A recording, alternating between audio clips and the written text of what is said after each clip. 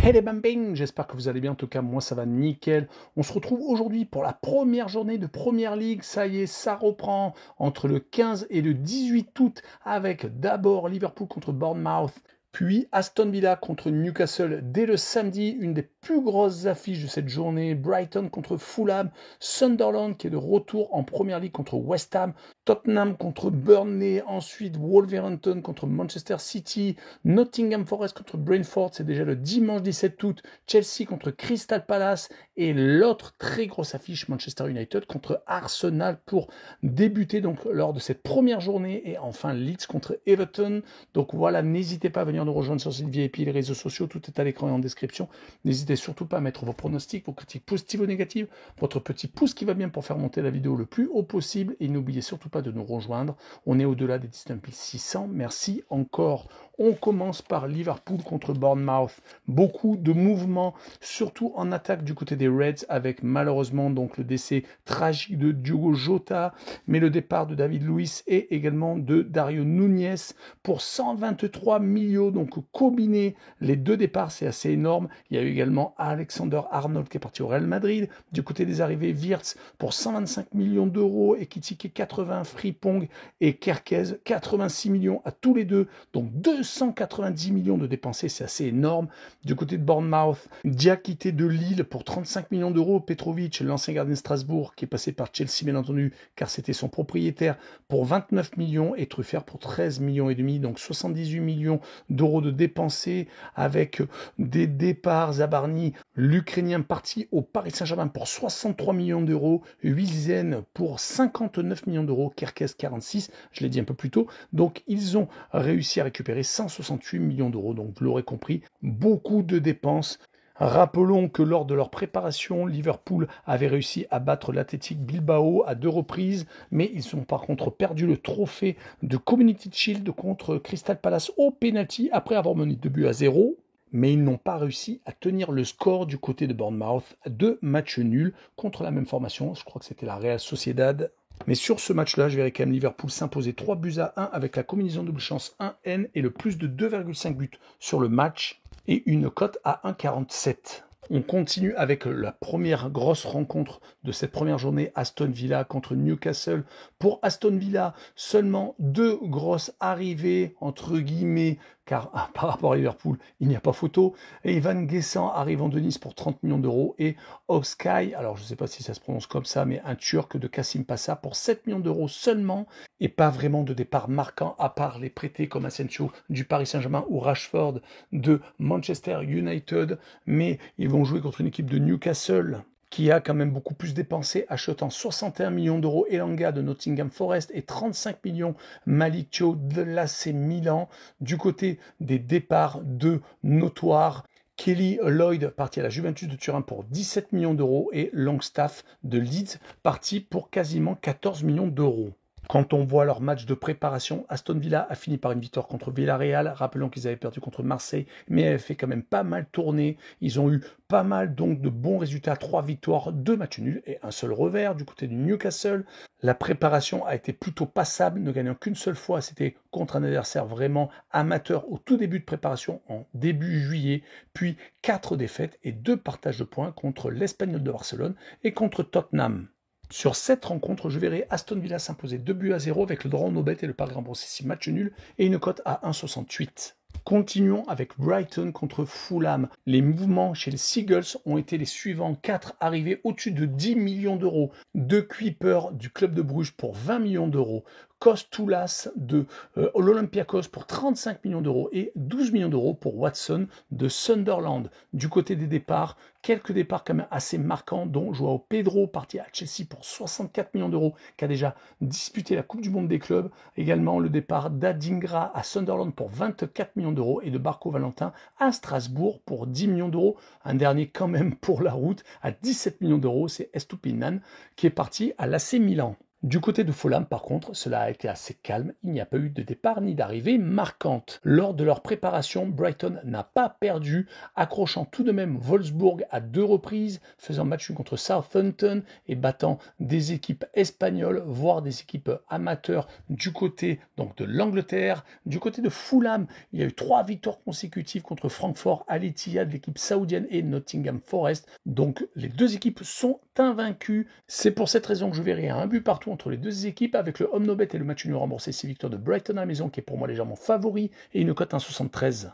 Continuons avec Sunderland contre West Ham. Sunderland fait son retour dans l'élite anglaise après être descendu vraiment très bas en League One, donc 3e division. Ils ont essayé d'investir pour améliorer leur équipe, donc Adingra de Brighton, également un 31 millions d'euros dépensés pour Diarra de Strasbourg, 23 millions pour Enzo Lefebvre qui a été déjà prêté la saison dernière par la AS Rome, qui a donc été acheté définitivement. Talbi de Club de Bruges, 20 millions d'euros, 15 millions d'euros pour Xhaka, l'ancien Gunners qui joue au Bayer Leverkusen, et enfin 17 millions d'euros pour Sadiki de l'Union Saint-Gilloise. Par contre, les départs, il y en a eu quelques-uns, 2 marquants. Job Bellingham, le frère de celui qui joue au Real de Madrid, et également Watson, vendu pour 12 millions d'euros à Brighton. Leur préparation a par contre été assez chaotique, ne gagnant qu'une seule fois contre Augsbourg, sinon perdant quand même à 5 reprises. Ils vont jouer contre une équipe de West Ham qui vient de battre Lille, mais c'était lors d'un trophée où ils ont gagné au pénalty après avoir fait un but partout lors des 90 minutes. Ils ont tout de même réussi à s'imposer lors des matchs contre Bournemouth, contre Everton, contre les Grasshoppers de Zurich, qui est une équipe suisse, ne perdant qu'une seule fois, c'était contre Manchester United. Du côté de West Ham, pour le mercato, ils ont acheté 3 joueurs au-dessus de 20 millions d'euros. Le premier est Malik El Hadji Diouf du Slavia de Prague, 22 millions, après 20 millions pour Hermansen de Leicester, et enfin Jean-Claire Todibo qui a été définitivement transféré de Nice pour 40 millions d'euros. Au niveau des départs, il y en a eu un assez énorme, c'est Kudus Mohamed qui est parti à Tottenham pour quasiment 64 millions d'euros.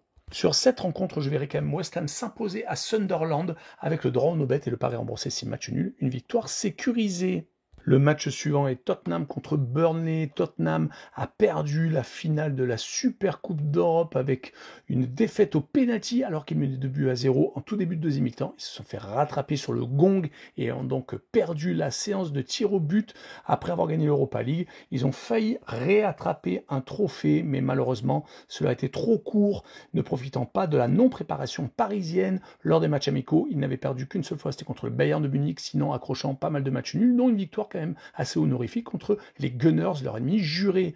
Du côté des transferts, pas mal d'arrivées coûteuses, 25 millions d'euros pour Danso qui était à Lens mais qui avait déjà été prêté. Du côté de West Ham, on leur a vendu Kudus pour 64 millions d'euros, puis pour 35 millions d'euros, Mathys Tel était déjà arrivé en prêt la saison dernière du Bayern de Munich, il a donc été acheté définitivement pour finir 11 millions d'euros pour Vuskovic arrivant d'Hajduk Split. Pour les ventes, 13 millions d'euros pour Højbjerg, donc pour Marseille, et également donc Son parti à Los Angeles, un des cadres pour 22 millions d'euros. Du côté de Burnley qui vient d'accéder à la Première Ligue, en fait, qui vient de revenir en Première Ligue, ils ont fait des matchs amicaux plutôt studieux, même s'ils ont perdu contre la Lazio et contre Stoke pour finir leur préparation. Ils avaient enchaîné contre des équipes de niveau moindre, ce qui leur avait donné un petit peu de confiance pour les transferts. Pas mal d'achats à droite et à gauche pour 10 voire 20 millions d'euros. Les deux plus gros sont de 23 millions d'euros pour un joueur arrivant de Chelsea, Broja, et également pour 28 millions d'euros, Hugo Chukwu arrivant de Chelsea. Une seule vente marquante qui est partie à Manchester City, c'est Trafford James pour 31 millions d'euros. Sur cette rencontre, je verrai Tottenham s'imposer 2-0 avec les Hotspurs qui marquent le plus de 1,5 but sur le match et une cote à 1,47. On passe à la rencontre suivante, Wolverhampton contre Manchester City. Wolverhampton a acheté 3 joueurs au-dessus de 10 millions d'euros. Arias John arrivant de Fluminense au Brésil. Au Celta Vigo, on leur a vendu un joueur à 27 millions d'euros, Larsen. Du côté également du Celta Vigo, Lopez Fer est également arrivé. Et 12 millions d'euros dépensés pour Wolf David arrivant d'Azel Alkmaar aux Pays-Bas. On notera pour leur départ, ils ont eu Ait Nouri qui est parti pour Manchester City pour 40 millions d'euros quasi quasiment pour 74 millions d'euros. Cunha arrivant de Manchester United, puis quelques joueurs en fin de contrat et un autre à 4 millions d'euros, c'est Gonzalo Guedes de la Real Sociedad qui était un ancien joueur du Paris Saint-Germain. Mais quand on voit que lors de leur préparation, ils n'ont pas gagné un seul de leurs 5 matchs, 4 défaites et un match nul, cela va être compliqué contre une équipe de City qui a joué la Coupe du Monde des clubs, qui a été sortie par Al Hilal en prolongation, 4-3, qui s'est donc rattrapé lors de leur premier match amical, gagnant Palerme, une équipe italienne. Mais quand on voit les mouvements au mercato d'été, on voit qu'ils se sont encore plus renforcés, accueillant Ait Nouri donc pour 37 millions d'euros, Cherki pour 37 millions d'euros, également Nipan de Rosenborg pour 15 millions d'euros, pour 55 ils ont récupéré Reinders de l'AC Milan, puis donc Trafford de Burnley pour 31 millions d'euros. Ils ont cédé comme gros joueur Grealish qui est parti à Everton en prêt avec option d'achat. Ils ont vendu Perron à Com en Italie et pour 25 millions d'euros. Couto Yann est parti au Borussia Dortmund. Bien entendu, on n'oubliera pas De Bruyne qui est parti en fin de contrat à Naples. Et sur cette rencontre, je verrai City s'imposer 3-0 avec les Citizens qui marquent le plus de 2 buts sur le match et une cote à 2,04. Le match suivant est Nottingham Forest contre Brentford. Nottingham Forest qui a fait une saison magnifique, mais qui n'a pas réussi à attraper la Champions League, a réussi à récupérer 3 joueurs au-dessus de 10 millions d'euros. Cunha de Botafogo, Igor Jesus de Botafogo également pour 11 millions d'euros et pour 42 millions d'euros. Ils se sont payés un joueur suisse de Bologne, Dan Endoy. Du côté des départs, 61 millions d'euros récupérés pour le départ d'Elanga à Newcastle. Botafogo a acheté Danilo pour 23 millions d'euros et également 2 départs pour plus de 10 millions. Omaba Midele pour aller à Strasbourg et également Sosa Ramon pour aller à Palmeiras pour 12 millions et demi. Lors de leur préparation, ils n'ont pas réussi à s'imposer, perdant à 2 reprises, faisant quand même 4 matchs nuls, mais les 4 matchs nuls ont été à chaque fois sur le score de 0-0, plutôt inquiétant au niveau offensif, plutôt rassurant au niveau défensif. Ils vont jouer contre une équipe de Brentford qui a fait une très belle deuxième partie de saison, qui n'a fait que 3 petits matchs amicaux, faisant match nul contre Gil Vicente, une équipe portugaise, contre Mönchengladbach, une équipe allemande, et gagnant contre Queen's Park Rangers, une équipe de Championship. Au niveau des départs, ils ont récupéré quand même 75 millions d'euros après le départ de Mbeumo à Manchester United, également 2 départs de 10 millions d'euros pour Flecken qui est parti au Bayer Leverkusen, et également donc Norgard qui est parti à Arsenal pour 11 millions et demi. Du côté des arrivées, 3 joueurs que je ne connaissais pas vraiment, un de la Fiorentina, Coyote, un autre de Liverpool, Keller, peut-être un peu plus connu, et également du Feyenoord Rotterdam, Milambo. Les 4 joueurs ont à peu près coûté 40 millions d'euros. Sur cette rencontre, je verrai bien un 0-0 entre les deux formations avec la combinaison double chance 1N et le moins de 3,5 buts sur le match et une cote à 1,81. Continuons avec un des derbys de Londres, Chelsea contre Crystal Palace. Les Blues sont champions du monde des clubs. Ils ont battu en finale le Paris Saint-Germain 3-0, créant un peu la surprise. Mais vu les investissements qu'ils ont fait depuis quelques années, cela paraît un petit peu logique. Et là, ils viennent de continuer avec beaucoup de joueurs achetés. 35 millions pour Delap, arrivant d'Ipswich, mais il a déjà joué la Coupe du monde des clubs. Également, Ezugo du Sporting du Portugal pour 22. Estevao arrivant du Brésil pour 34 millions d'euros. Gittens arrivant du Borussia Dortmund pour 64 millions d'euros. Atto Jorel arrivant de l'Ajax pour 44. Joao Pedro, il avait également joué à la Coupe du monde des clubs, 64. Également 52 millions d'euros dépensés pour Kenda arrivant du Sporting du Portugal. On ne s'arrête plus. Du côté par contre des départs, il y a quelques mouvements marquants. Pour 29 millions d'euros, Petrovic, l'ancien gardien de Strasbourg, qui part à Bournemouth. Pour 56 millions d'euros, Madueke, qui est parti à Arsenal. Pour 30 millions d'euros, Joao Félix, qui est parti à Al Nasser avec le club de Ronaldo. Dewsbury Hall qui est parti à Everton pour quasiment 30 millions d'euros et Broja qui est parti donc à Burnley pour à peu près 23 millions d'euros. C'est très compliqué pour tenir les comptes, mais vous m'aurez compris, il y a vraiment énormément de joueurs à Chelsea, on le sait, lors de 2 matchs amicaux qu'ils ont fait après le retour de la Coupe du monde des clubs, ils se sont imposés contre le Milan et contre le Bayer Leverkusen. Du côté de Crystal Palace, ils viennent de gagner un second titre après la FA Cup la saison dernière contre City. Ils viennent de battre Liverpool au Community Shield, gagnant au penalty après être revenu de 0-2 à 2 buts partout avec un Ismail Assar encore en feu, faisant une préparation plutôt intéressante, 3 victoires et un seul revers contre Augsbourg au tout début août. En tout cas, sur cette rencontre, je verrai bien un 2 buts partout avec les 2 équipes qui marquent et une cote 1,68. Passons à l'avant-dernière affiche, et c'est la grosse affiche Manchester United contre Arsenal. Les Red Devils ont battu la Fiorentina pour finir leur préparation. Ils n'ont pas perdu, ce qui est plutôt intéressant car la saison dernière, ils avaient fini vraiment très bas en Première Ligue, perdant en plus la finale de la Ligue Europa contre Tottenham après avoir archi dominé. Ils vont jouer contre les Gunners qui, de leur côté, ont perdu quand même pas mal de matchs contre Villarreal, contre Tottenham, battant l'Athletic Bilbao et Newcastle pour peut-être un petit peu mieux se recentrer sur le début du championnat.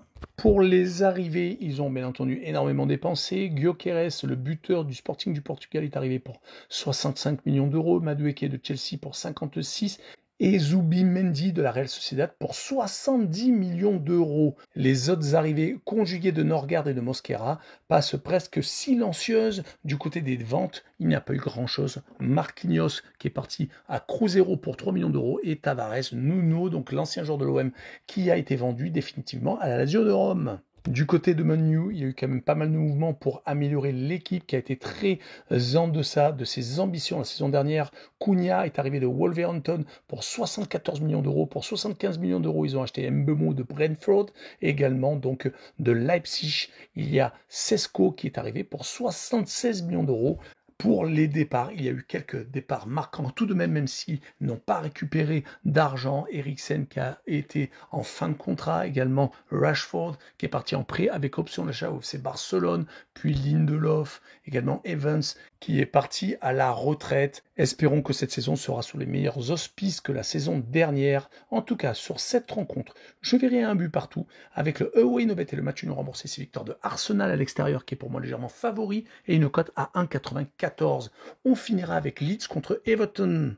Les deux formations n'ont pas eu les mêmes résultats lors de leur préparation. Everton n'a pas gagné une seule rencontre, s'inclinant à 4 reprises contre la Roma, contre West Ham, contre Bournemouth et contre Blackburn, pensionnaire de Championship. Seulement 2 partages de points, mais dont un contre Manchester United. Du côté de Leeds, 3 partages de points contre United, également contre Villarreal et contre le Milan. Donc un peu plus marquant tout de même. Du côté des arrivées, Leeds a tout de même beaucoup plus dépensé qu'ils n'ont réussi à récupérer d'argent. 18 millions d'euros pour Bijol de l'Udinese, 11 millions pour Gudmundsson de Lille, 13 millions pour Longstaff de Newcastle et 2 autres arrivées, 16 millions pour Luca Perry, le gardien de Lyon, et donc Offenham a réussi à vendre Stack Anton pour 20 millions d'euros. Pour les départs, un seul est connu, c'est Guilavogui Joshua qui est parti à la fin de son contrat. Pour Everton, beaucoup d'arrivées, 15 millions d'euros pour Carlos Alcaraz. Non, ce n'est pas le tennisman, c'est un joueur arrivant de Flamengo au Brésil. 30 millions d'euros dépensés pour